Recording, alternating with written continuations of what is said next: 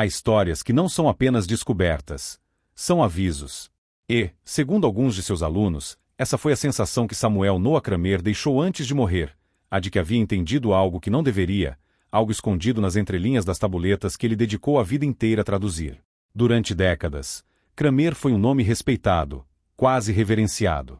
Assiriólogo, historiador, o homem que decifrou o pensamento mais antigo do mundo, o dos Sumérios. Mas, nos últimos anos de sua vida, seus cadernos começaram a mudar de tom. As anotações já não soavam como pesquisa acadêmica, pareciam confissões. Em uma delas, ele escreveu uma frase que ainda hoje intriga quem a lê: "Antes de morrer, por favor, ouça." O que exatamente ele queria que ouvíssemos? E o que ele acreditava ter encontrado entre os fragmentos de argila que guardam a origem da civilização? Samuel Noah Kramer nasceu em 1897, em território que hoje pertence à Ucrânia, e cresceu em meio ao turbilhão do século XX, guerras, revoluções, o nascimento da arqueologia moderna. Ainda jovem, se fascinou pela escrita cuneiforme, o sistema mais antigo já conhecido. Para ele, cada traço em forma de cunha era uma janela para a mente de uma sociedade que inventou não apenas a escrita, mas o próprio conceito de civilização organizada. Com o tempo, Kramer se tornou o principal tradutor de textos sumérios do mundo. Foram mais de 40 anos restaurando, decifrando e publicando fragmentos de tabuletas que haviam permanecido em silêncio por quase 5 milênios. Mas à medida que sua compreensão se aprofundava, também crescia sua inquietação. Ele começou a notar um padrão. Em textos religiosos, administrativos e até escolares, certas palavras e estruturas se repetiam, como se todos os escribas estivessem obedecendo a uma mesma lógica invisível. Palavras como pureza, medida, ascensão, vínculo, ordem.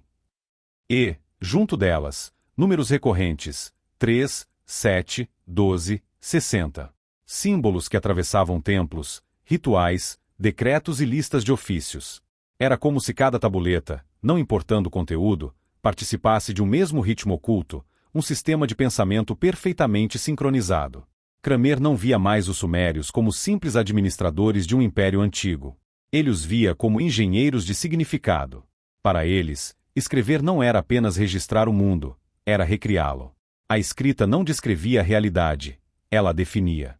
Foi nesse ponto que sua pesquisa começou a incomodar colegas. Alguns achavam que Kramer estava indo longe demais, atribuindo intenções filosóficas a uma civilização que, para muitos, ainda lutava pela sobrevivência entre cheias e secas do Eufrates. Mas Kramer insistia: havia método naquilo. Um padrão matemático, quase musical, que se repetia com precisão ritualística. Nos seus cadernos inéditos, ele chamava isso de o Código Sumério. Não no sentido de uma cifra secreta, mas como um tipo de algoritmo cultural, um programa que instruía gerações a pensar, agir e acreditar de determinadas maneiras. Segundo ele, os templos, as leis e os mitos não eram elementos separados. Eram engrenagens do mesmo mecanismo simbólico. Cada oferenda, cada decreto, cada texto de louvor era parte de um único sistema de feedback. A escrita sustentava a fé, e a fé sustentava a ordem. Os sumérios, anotou ele, descobriram que o poder mais duradouro não é o da espada, mas o da palavra. E talvez tenha sido esse o ponto em que Kramer começou a temer suas próprias conclusões. Nos últimos anos de sua vida, algo mudou. Nas entrevistas, já não falava como o estudioso racional que todos conheciam. Suas frases vinham em fragmentos, cheias de pausas e silêncios. Quando perguntavam o que ele ainda procurava nas tabuletas, ele respondia: estou tentando entender o que elas estavam tentando fazer conosco. Alguns acreditam que ele se referia ao impacto psicológico da linguagem, como o simples ato de nomear as coisas molda nossa percepção da realidade. Outros pensam que ele via na escrita suméria um projeto muito mais ambicioso, o de moldar a própria mente coletiva da humanidade. Para Kramer, o nascimento da escrita não foi apenas o início da história, foi o início do controle simbólico. Quem escrevia, definia o que era sagrado. Quem lia, aprendia o que era permitido sonhar. E quem acreditava, perpetuava o sistema. Em um de seus últimos cadernos, Kramer descreve uma observação curiosa. Mesmo quando os impérios sumérios ruíram, a estrutura de pensamento sobreviveu. As repetições simbólicas, os números rituais, as hierarquias cósmicas, tudo foi herdado por civilizações posteriores: babilônios, assírios, hebreus, gregos. Era como se a primeira civilização tivesse deixado não apenas ruínas, mas instruções de como pensar o mundo. Ele chamou isso de a linguagem que governa sem ser vista. E é aqui que sua história deixa de ser apenas arqueologia. Porque, segundo ele, o verdadeiro legado da Suméria não está nos templos, nem nas lendas dos deuses, mas no modo como aprendemos a aceitar que certas verdades não precisam ser questionadas. O que começou como uma simples tradução se transformava, aos olhos de Cramer, em um espelho incômodo. Talvez ainda vivamos dentro do mesmo sistema simbólico criado há 5.000 anos, apenas com novos nomes, novas instituições e novas tabuletas. E foi nesse ponto que ele escreveu a frase que daria título ao seu aviso: antes de morrer, por favor, ouça. Mas ouvir o quê? O que ele acreditava estar tentando nos dizer? A resposta começa a se revelar quando encontramos suas anotações finais, aquelas em que ele compara a escrita suméria não a um texto, mas a um código de programação. Ele chamava aquilo de o Código Sumério. Mas, para Samuel Noah Cramer, não era um código no sentido comum. Era algo mais profundo, quase biológico, uma estrutura que conectava linguagem, crença e poder. Ele acreditava que os sumérios haviam criado não apenas um modo de escrever, mas um mecanismo de perpetuar uma forma de pensar. Em seus diários, Cramer descrevia como certas palavras apareciam sempre em ciclos previsíveis: puro, medida, vínculo, ascensão.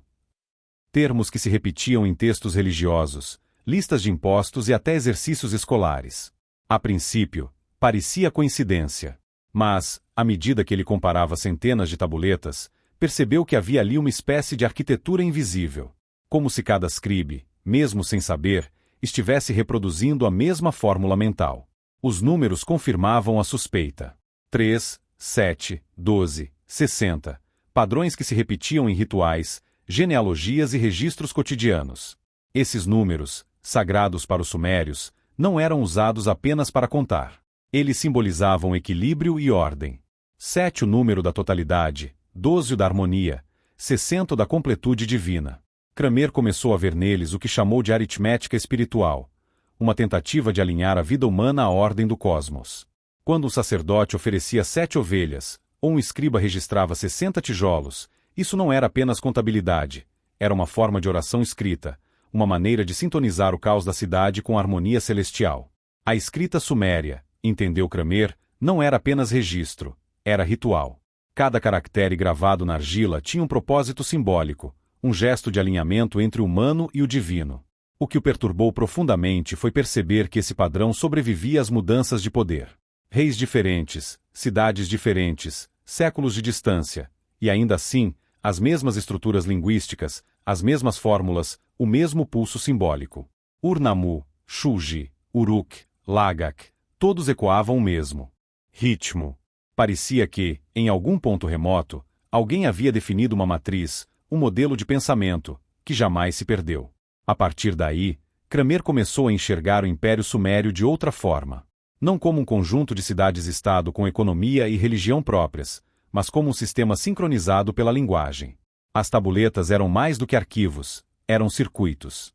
Cada nova inscrição reativava o padrão anterior, como se a civilização dependesse desse fluxo contínuo de símbolos para existir.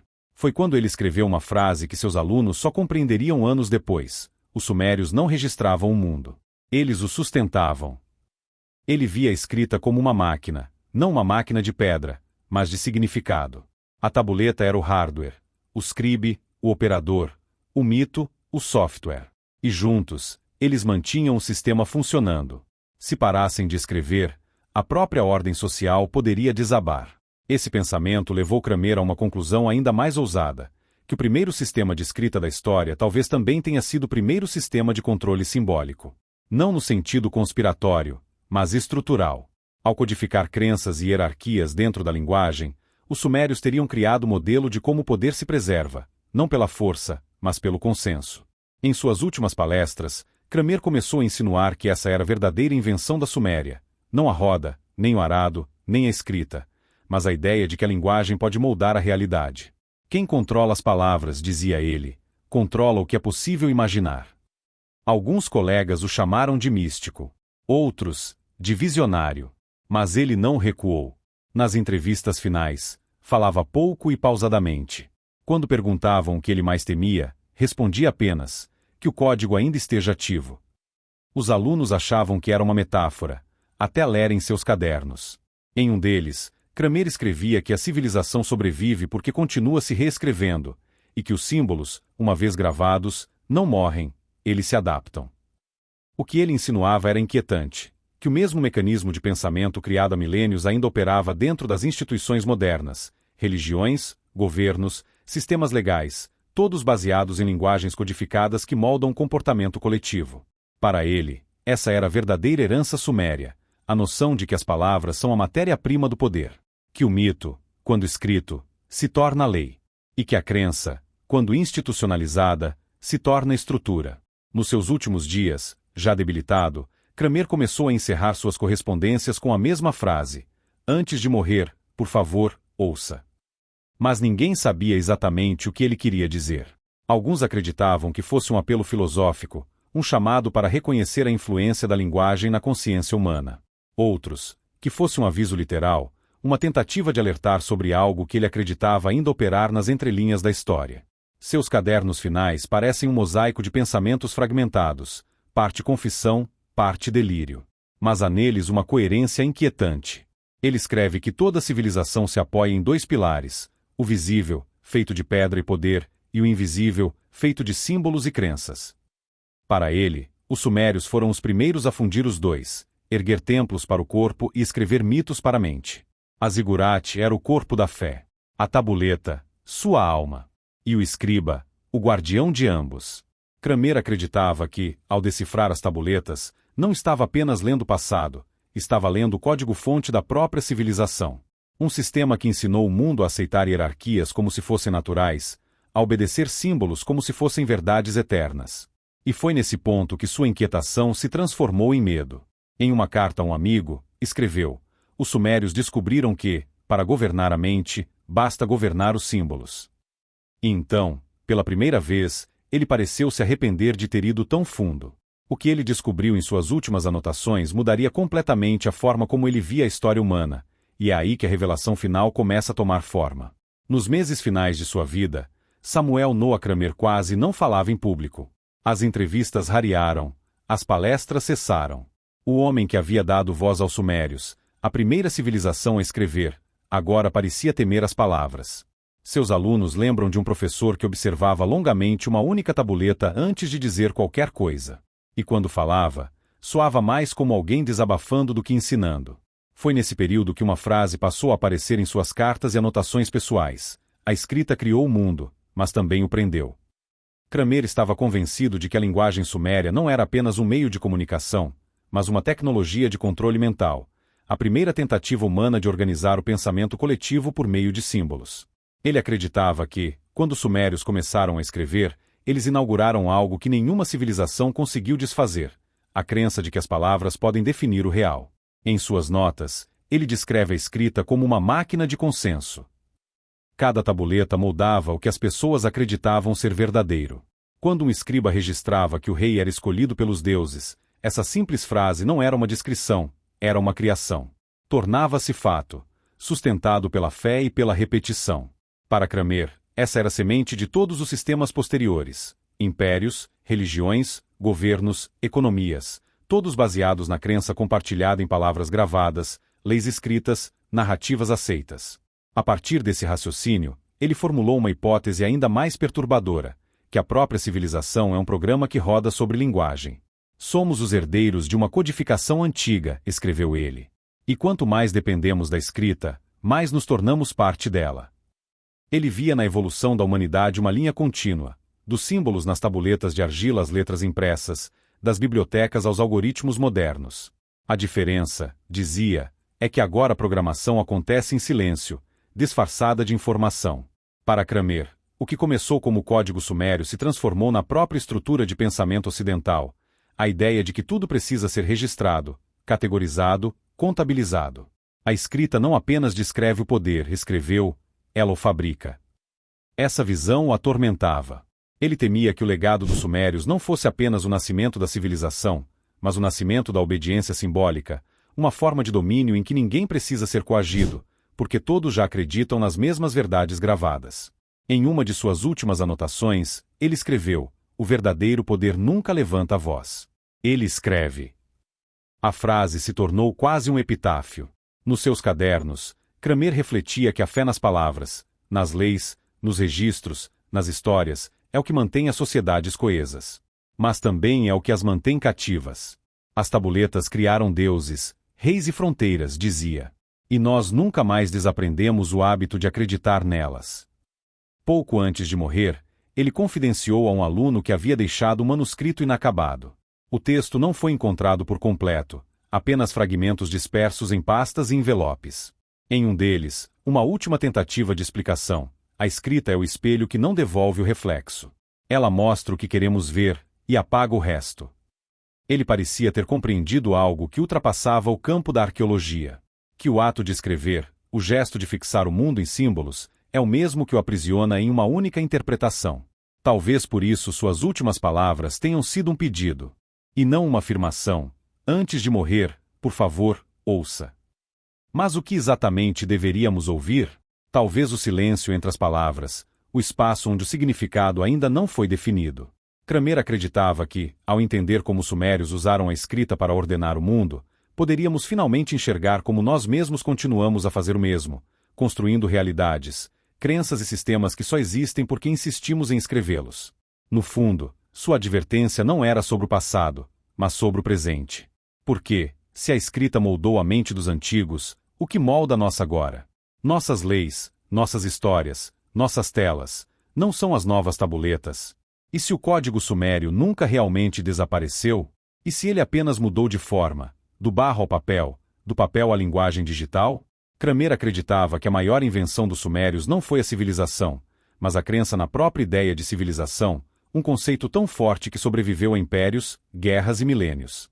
E quando olhamos para o mundo atual, com seus sistemas, algoritmos e narrativas globais, é difícil não ouvir o eco da sua advertência. Os sumérios ensinaram à humanidade que quem escreve a história define a verdade. O arqueólogo que passou a vida lendo o passado terminou a jornada questionando o presente. E talvez essa seja a verdadeira herança que ele nos deixou, a dúvida. Porque, se as palavras moldam o real, quem realmente está escrevendo o mundo em que vivemos?